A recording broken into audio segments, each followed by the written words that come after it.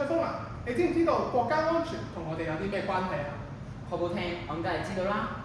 國家安全其實同我哋每個香港嘅青年都息息相關㗎。等我解釋下先，國家安全其實就係要保護我哋嘅國家唔受到內外嘅威脅。冇錯啦，國家安全包括有政治、國土、軍事、經濟、文化、科技等等10個領域咁多㗎。就好似我哋玩手機遊戲要密碼一樣，其實國家安全都要受到保護。仲記唔記得2019年發生咩事？嗰時嘅社會亂晒龍，我哋連返學、出街搭車都難。所以中央先至制定香港國安法，等我哋可以安心生活同埋讀書。係啊，冇國安法嘅守護，邊度有依家嘅繁榮穩定？咦？咁我哋可以做啲咩㗎？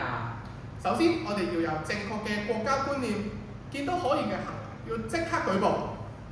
我手機 SMS 成日都收到啲奇怪嘅 link，咁其實會唔會都關事嘅呢？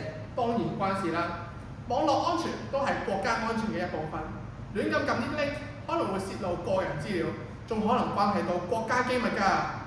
咁我追韓星睇美劇又會唔會影響到國安嘅呢？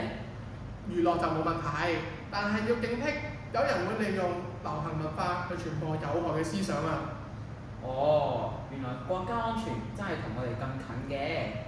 係啊，其實仲有好多嘢都同我哋國家安全息息相關，所以大家記住啦，國安先有家安，家安先有我哋嘅美好未來。